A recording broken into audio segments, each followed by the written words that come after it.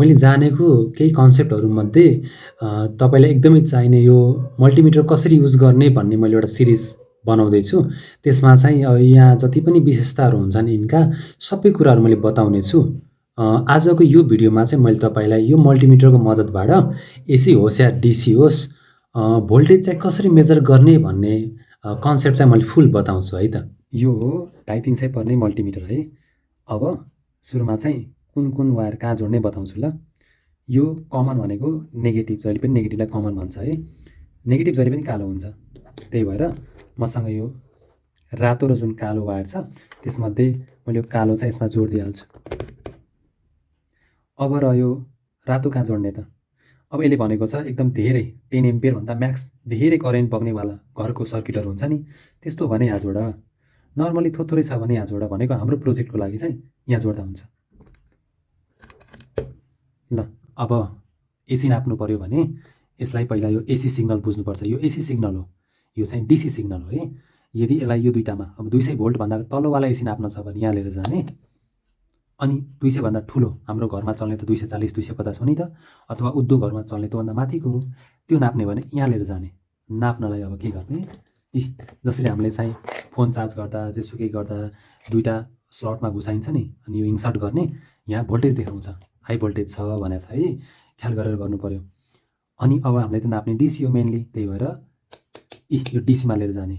यो 1000 भोल्टको डिसी नाप्नु पर्यो भने, 200 भोल्टको नाप्नु पर्यो भने, 20 भोल्ट नाप्नु पर्यो भने, यो 2000 मिली भोल्ट भने यो भनेको 2 भोल्ट नाप्नु पर्यो भने र 0.2 नाप्नु पर्यो भने 1000 200 20 2 0.2। अब यीमध्ये जुन रेन्जमा पर्छ नजिकको त्यहाँ यो प्रोब लिएर जाने। अब मसँग त एकदम कम भोल्टको ब्याट्री छ, ल मलाई यो प्रोजेक्टमा युज हुनेवाला जुन यो ब्याट्री छ यसको भोल्ट नाप्नु छ। अब तपाईँले थाहा हुनु पर्यो कि यसको यो नर्मल यो ब्याट्री कति भोल्टको हुन्छ। यो धेरै चार्ज भयो भने 4 भोल्टको हुन्छ, चार्ज सकिँदै गयो भने त भोल्ट घट्दै जाने भयो। अब 4 भोल्टको भइसकेपछि मलाई 200 मा लगेर त काम छैन, किनकि यो 4 त धेरै सानो हो, 20 भन्दा पनि 4 सानो हो, तर यो 2 हो। अब 2 मा लगेर त 4 नाप्न त मिल्दैन नि त, त्यही भएर 20 मा लिएर जाने, किनकि यो 20 को रेन्जमा पर्छ। सो अहिले हाम्रो यो प्रोजेक्टमा एलइडी बलिरहेको छ भनेको यो अहिले क्लोज सर्किट छ। यसमा चाहिँ अब यो ब्याट्रीको कति भोल्ट फ्लो भइरहेको छ भन्दा यो प्लसलाई मैले प्लसमा चेक गरेँ, माइनसलाई मैले माइनसमा चेक गरेँ, कति देखाएको छ 2.93 होइन। सो यदि कुनै पनि लोड चलिरहेको हुन्छ त्यो बेलामा ब्याट्रीको भोल्ट जुन हामीले मेजर गरिन्छ त्यसलाई भन्छ पोटेन्सियल डिफरेन्स, त्यो हो 2.93 भोल्ट। तर यदि एलइडी अन भएको छैन, स्विच अफ छ, त्यस्तो केसमा हामीले यदि ब्याट्रीको भोल्टेज मेजर गरिन्छ भने त्यसलाई भन्छ इएमएफ, इलेक्ट्रोमोटिभ फोर्स है। अब त्यो कति छ यसमा 2.93 भोल्ट।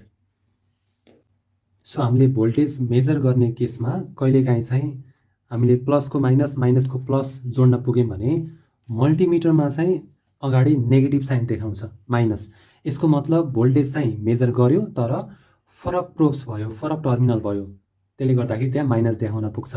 तर हामीले पोजिटिभलाई पोजिटिभ र नेगेटिभलाई नेगेटिभमै जोड्यौँ भने चाहिँ त्यो माइनस चाहिँ देखाउँदैन है।